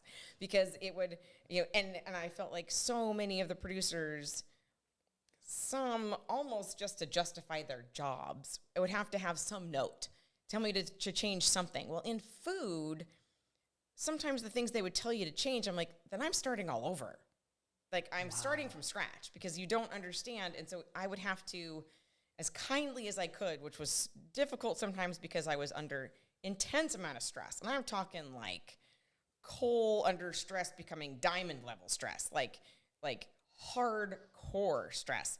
And having to get these things done, in time to be into beauties and shot and then ready for the next day's episode to be filmed. Because if my work doesn't happen, an episode doesn't happen, right? If you don't open those doors and all the pretty smoke comes out and there isn't something sitting there for them to make, there's no episode. So as all these notes and all these changes that they want to have happen, I'm like, guys, this is food. This isn't like me snap a finger. I am not I Dream of Jeannie and I can just go, oops, done. Fix that, change that color, change this, change that. It takes time. I have to it has to all be filmed again. It was not an easy thing to do all these changes that they wanted all the time. And so I felt like a lot of times, and I don't like being in this position, that I ended up kind of being the bad guy, having to push back, and I'd have to say, no, I can't. Like, is it really that critical? I mean, if it's really critical, then sure, I've already worked 14 hours today. Sure, I'll work 20. I mean, I'm human. There was, and I'm a big Orange Theory addict. I need to get back since COVID because I really miss it. But I consider myself an Orange Theory addict. I love Orange Theory, the high intensity interval training gym. So I every morning, luckily for me, in Burbank, right across the freeway was my Orange Theory. So they put me up in Airbnb, and I would hit Orange Theory at 5 a.m. every morning and then go across the street all red-faced, dripping in sweat, but changed into, like, my clothes, but still red-faced because, yes, I am Scandinavian. Takes a long time for that red to go away. I would hit set, and I would, be ready to go because I was already killing it at Orange Theory, busting out 500-600 calories in an hour, killing myself there. But that's where my stress relief would always come from, right? And but I would be lucky because of how much we were working and what we were doing to get 6 hours of sleep was a luxury. Wow. So, and this was weeks on end of doing stuff. So I had to have that Orange Theory just to, I felt survive. And so there was one day, I don't remember what happened, but I wasn't able to get to Orange Theory that morning. And apparently I was a little on edge. So somebody had taken a gigantic whiteboard, stuck it outside of my set, and had written on it in giant pen, warning. clarity did not work out this morning. Enter at your own risk. And I came out of my set and was doing something, and I was like, came back in, I saw that sign, and I just started dying laughing. I was like, oh my gosh, am I really being that bad this morning? I'm sorry. Somebody go get me a Starbucks refresher. It was like, I mean, I felt bad, but it was, it was an intense show. It was not, this is not like just fun and games. You see the end result and you think it's fantastic, it's fun, it's easy. This is no joke. It is just no joke. I mean, I don't know how the filming industry has like figured this out with their labor laws, but a regular day before you do overtime is 12 hours. Wow. You do not get into overtime until you are in past 12 hours. Well, I think it's like that. I mean, when you're talking about it, it's the same way in business. It's the same way with a successful relationship, or, being successful in anything that you do. Most of the time, people don't see all the work that you put in. So they're seeing, with Nailed It, it was me and my daughter, we really connected on this show, and we would watch it all the time and just be dying laughing. And a lot of people think that, oh, wow, a person just hops on, makes cake, or tries to do it, and then bang, the show is done. It's incredible to be able to hear the back end side of it. You had alluded, and I know you haven't said it yet, but you had alluded that you're working on a new show. Yes. Are you allowed to talk about it? I can talk a little bit about it. Okay. We're in development, so we're tweaking what they call the show Bible. So this is like the big idea laid out with some episode ideas, some casting ideas. Like a treatment. Yes, it's a show treatment, but I'm learning some of the words. Yeah. So show Bible is a little bit beyond even treatment. Oh, wow.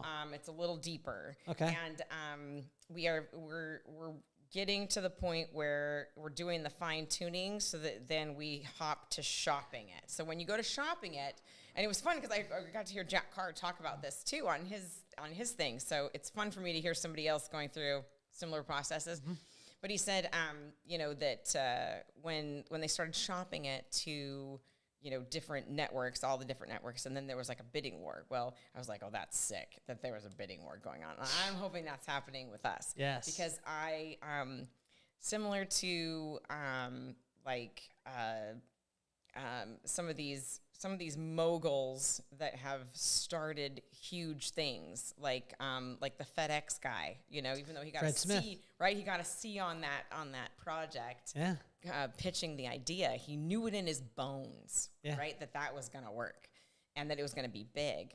And Walt Disney, same thing. He knew, not that I'm equating myself to Walt Disney, but he knew in his bones that this was going to be, that it was what he was to do. Yeah. Another person I expect to shake his hand and thank him for the wonderful thing he did and all the wonderful times my children and I have had at the behest of Disney things. And this concept, I see it in my head. Mm-hmm. When I get to tell someone the concept and pitch it myself, sell it myself, then they see it. And I saw it when we first met and you talked to me about it. Yeah. You told me a little bit about it, and I'm unbelievable. I can't wait. It's going to be rad. Oh, it's phenomenal. I know it. It's phenomenal. It's going to be, so you have to kind of like hand it over to an agent, and then they go pitch it. So I'm like, can I be with you? I know. You need to have a hologram pop up, because if they heard, like, I get a chance to hear that part of it, and don't worry, I recorded it and then I posted it. On. I'm just joking with you. But to be able to see it, or to hear you talk about it, and anything, the cool thing with you is, I in the short amount of time that we've spent together, you don't really talk about things that your heart isn't in, and I want to compliment you on that. And I also want our listeners to understand that. Again, this is not an act. This is not the energy that you see, the passion that you see from Chef Charity. This is exactly who she is. And her new show, which is going to be unbelievable, is that. And I think it's going to capture the true essence of you. So, well, I believe that, programming went so far in one ugly direction of being, just like gnarly reality TV stuff, like drama, grossness, catty awfulness, just not feel good, right? And back in the days when we were all watching, when reality TV first started, when there was Survivor, the OG Survivor, Oh, yeah. right? And the which was cool because you're like, oh my gosh, are they gonna make it? And that was like real for the most part, right? Yeah. And then you get into Extreme Home Makeover, Yeah. right? And that was such a feel-good show. And when they would say, move that bus, you were already like choking up and in tears, right? So excited for these people and the joy that they had and stuff. So that level of emotional connection with the audience and the fun, plus I really am into the education piece. I really like people to learn things, but fun. So speaking of Walt Disney, he has a quote that he says, I'd rather entertain and hope people learn something than educate them and then hope they were entertained. Wow. So that is on my wall. Yeah. I live and breathe that. And I have so many positive quote sayings like everywhere in my workspace and my living space and stuff like that. And then I have my vision boards. Yeah. I'm not into vision boards. I think they're the best. But that's kind of like your goal. That's like my version of goal writing is, and manifestation writing or that kind of stuff is like putting that out there to the universe, if you will. That's your positive junk, is my vision boards and stuff. And on my positive sayings, I have one on my wall that says, they say God doesn't give us anything we can't handle. And then it says, apparently he thinks I'm a badass. So like, yes, I am. Yes. Dang it. Yes, I am. But that emotional connection, that entertainment, that fun, the education, the high energy, and the show it's not all about me. I'm like that true host that like helps you move through this story space. Yeah. And introduce you to these wonderful people. And with this wonderful result at the end that is gonna make you, like, with joy, choke up and be excited and thrilled and so happy for these people. And it makes my heart jump out of my chest when I get to talk about it. I have a phone call about it tomorrow, but it's. I love it. I love it. I know in my gut. Here's the thing. This did not just happen yesterday. Yeah. This idea actually came to me when one of the shows that I said no to, they were really pushing me hard to come on their show. Uh-huh. And the concept of the show really, bothered me. Uh-huh. And I was like, there's no purpose for it. Like, there's no... Yeah. And it's funny because it didn't last. Like, it lasted one season. And I'm like, what if, and I pitched it to him. I was like, what if you took what you're doing and take this episode, if you want me to come on, because I'm involved in this, this Icing Smiles organization, what if we have the episode you want me on and we make this cake on this episode for one of our medical kiddos for Icing Smiles. And then you have this wonderful thing at the end. I pitched it big time. Like, it's great programming. It'd be a great episode. And the guy I was talking to, he's like, oh, that's a really good idea. That sounds really cool. He's like, let me run it up the chain. Yeah, I know how that goes. And so he was like, let me run it up the chain and come back to me. So it was another day or so that he finally came back and he's like, no, that's not really about our host. Which is, again, that's why the show did not fly, in my opinion, because that show was all about that host. And, so I'm talking very cryptic. Never burn bridges. Never burn bridges.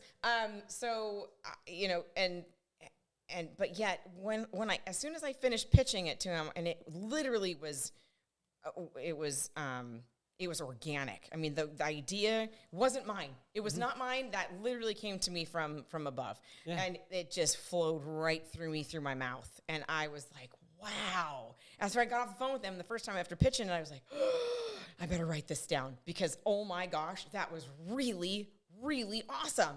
How come I hadn't thought of that before? Wow. And I immediately, back to the gratitude piece, I immediately went and said, thank you. Thank you for that idea. Thank you for that brilliant concept. So I wrote it down. And then that was like, gosh, 5-6 years ago. Yeah. 5-6 years ago.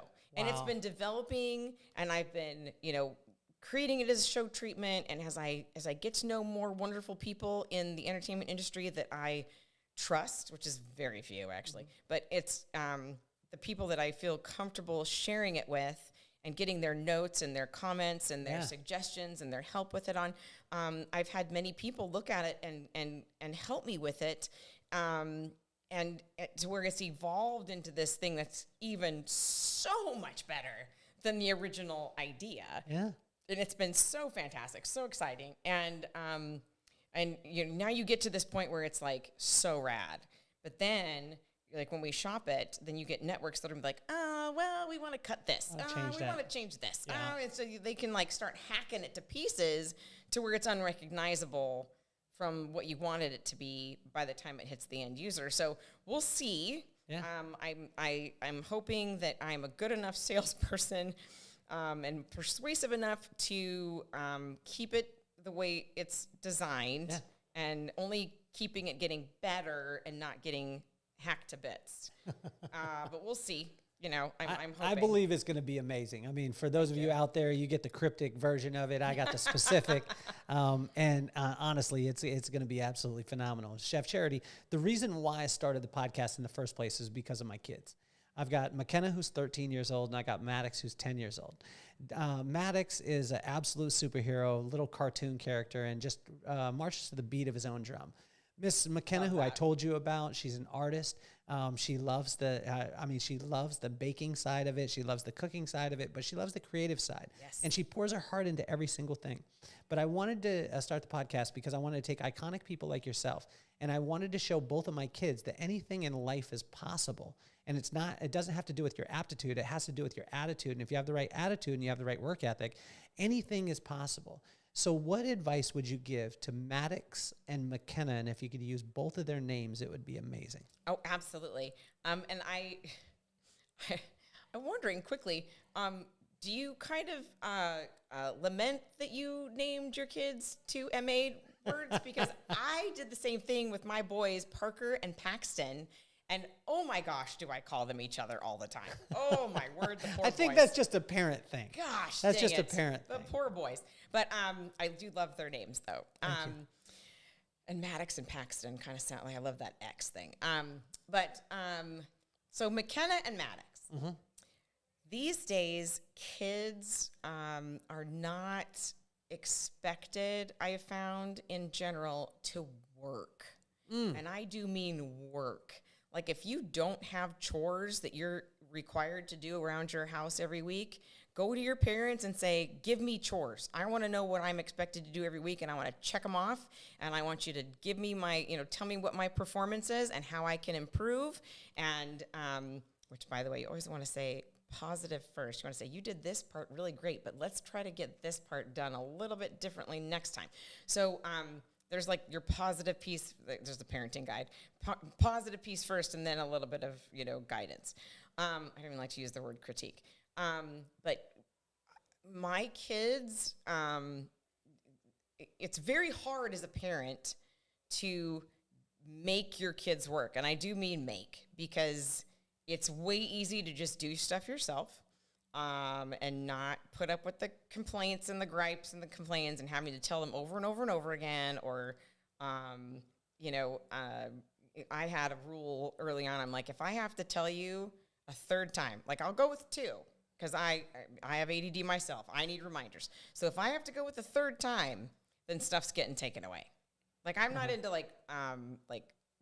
gnarly punishments, but I will start yanking privileges, or I because my sweet Haley, all of her behavior issues as a kid, I read every parenting book in print, every parenting book in print, I swear, to where I could go to Barnes and Noble and I could scan that section. I'm like, yep, read them all. So I, to where. So my kids had to learn how to work. Okay. We have a big yard, and they would have to do work in the yard. And anything over and above normal stuff, then I would pay for. So I don't pay an allowance for the chores you're expected to do for the functioning of the home. like for making your bed, putting away your laundry, emptying the dishwasher, doing dishes, mopping floors, vacuuming floors, blah, blah. Extra stuff, so kind of like yard junk, except not mowing the lawn, but extra stuff I'll pay for. So that's how they can earn money, right? So I wanted them to learn about earning money and how to do it and become a hard worker, because I watched, and I won't name names, but Not burning bridges. yeah, there's a family I grew up with and all their kids. I watched how, and I can say now as older adults that we all are, now they're hard workers, but they had so much handed to them early on as teenagers and stuff. They were very spoiled, very snotty, and yet I was, I had my first job at 14. I had that work permit thingy, and I was working jobs because I wanted money. Dang it, I wanted, I wanted my radio I had to buy. I wanted my car. I wanted my bike. I wanted, and so I had to earn that money. I was one of 6 kids, so I was very into earning money, but I wanted my kids to learn how to work. And now that they're starting to be out there in the workforce, and you see how there's so many people, I mean, oh my gosh, all my sponsors totally gripe and complain about their labor problems because people don't show up for work the first day. Yeah. The first day. They just don't show. They've hired them, they've offered them the job, decent, good money, some of them. They don't show up. It's like, are you kidding me? So I think that if you have a good work ethic, if you have good communication skills too, so you need to be able to communicate with your superiors and advocate for yourself. I've had to teach some. I don't know that my kids are going to call me a superior, Chef Charity. No, well, but they're going to. But they need so to. tell my kids to listen to me as a parent. You need to do like a mock superiority, like thing? a mock jobs. What, are we going to drive up in a military vehicle with Tupac? No. So like a mock, so use your chores. As like that's their mock job, right? So and you're their manager. Yeah. Okay. So you're not dad anymore when it comes to chores. You're the manager. Should I put on a uniform? Sure. Put on a name tag if you want to. So they have to come to you and say, you can even make up a name. I don't know if my kids are going to like this advice. It's fun. It's Chef fun. Charity, you just make said it fun. I know, but you just said for them to have to look at me as a superior. No, and a manager. I have to dress up in some outfit. No. And then just make them work. Make it fun. Okay. Right. So it's not like, I got to do my chores. So you're going to be like, graded, scored, whatever you want to do. Like, there's rewards. So like, I like to do not stuff, but I like to do like added privileges maybe, right? So you can have like an extra, back when they were, doing video games and junk, but like you can have like an extra 30 minutes on a video game. Okay. If you do a really great job of doing such and such. So like, the KonMari folding techniques and organizing junk. She even has a show on Netflix. So it's a cute little and a sweet little Asian gal who's really good at organizing, and she has this whole folding technique for laundry. So we used to, and my boys have fairly deep drawers, so they used to like fold their clothes and stack their T-shirts up and down. So they're in a stack. So when you open the drawer, you just see the top one, right? So they want to get to like a shirt at the bottom. Yeah. So they pull one out, and the whole stack goes flying, and the whole drawer is a disaster. Well, I'm very like anal retentive, right? So that would drive me crazy. And so when I was introduced to her methods, I was like, oh my gosh, that is so rad. Because when you open a drawer, the end is standing up of everything, and you see it all in line. So you pull one out very cleanly, and everything else stays in place. I don't know that you have children. No, because if you're trying to convince my kids to fold their stuff, telling you, it's so cool. My son balls up all the stuff and it ends up in the corner. I don't know about this. See, that Chef drives Charity. me crazy. I know that drives you crazy. So, but I'm saying, like, you just told my kid to have his dad. This doesn't sound fun at all. No, it really is. It doesn't. So they like it because then they like it. Who likes it? What 10-year-old? No, Chef Charity. I swear to you. What? So I started when my kids were younger like that. So let me get my. We're gonna have to phone a friend and bring your children in and be like, We should call him. Parker, we should I'm call joking Parker with right you. now. Except I think he's in practice. No. So if we call him, he's gonna be like, my mom was crazy. no, like she tried to get me. He would probably say I'm crazy. She tried to get me to do this. Plus, she always used to say, because I said so. That's what he's gonna say to me. No, he definitely won't say that. He's gonna say that. He will tell you, and I can go to his that apartment. He had fun. I can go to his apartment right now. And I can open one of his drawers. And you see that. It will exactly be like that. That's called damage. No, it's I'm just joking. Brilliant. It's brilliant. And I do like a test once in a while. I'll like, open up a drawer. What's it look like? I'm like, shoot, dude. Like, I'm worried. I mean, okay, so stance socks, right? You know stance socks, right? Yes. So here in Southern California, we're... Oh, hold on. Jeez. So, it's okay. Oh. Hold on. There we go. So in Southern California here, like surfers and stuff like that. So we're very oh my gosh, who is this person? We have to wrap up here in a second. Okay, gotcha. Right. There we go. Sorry. Go ahead. So we are really into our stance socks. My boys are very into them. So they are like super cool, crazy socks. And they have so many pairs that it is like outrageous. So they get folded exactly, so they're like lined up in a drawer. So you open a drawer and they're all lined up so you can see the end of them and you can see every single pair, and they pull one out and the rest of them don't get destroyed. They love it. They love it because they can see all the ones they have. It's easy to pick out what you want to wear and that day, and it doesn't destroy your whole drawer. They actually like it. At first they were like, "Mom, this is stupid." But I taught them how to fold it. I still think they do. I really do. The first few times we did them together. And then, but they have loved it. I'm telling you, they've loved it, and they still all do it. I tell you, that's the testament. They still all do it. Well, I'm not even watching over them. Chef Charity, I love you more than anything in the world. We're at the time where we have to wrap up, but I tell you, it has been absolutely phenomenal to be able to have you on the show, to be able to go through to take us through the journey, which is incredible. And for all of you out there listening, understanding and knowing that all the things that you see, there is 100 million other things that are going on to be able to make that thing happen. But the biggest thing is honestly, never, ever in your life burn bridges on, especially with people, which I think is amazing. And I want to thank you, Chef Charity. Be grateful. Be grateful. Express gratitude. And honestly, the show is coming out. It's going to be incredible. I want you to check out all our sponsors. You guys know what to do. Click the links. Do all the things that you have to do. But I want to thank you so much for listening. And that little ring is, I keep getting chimed, but I want to thank you for listening and tuning in. And every one of you, Chef Charity, you are absolutely amazing. You need to check her out on our website. It's incredible. Fun to be here. Thank you again for being on the show. You are officially off the hot seat.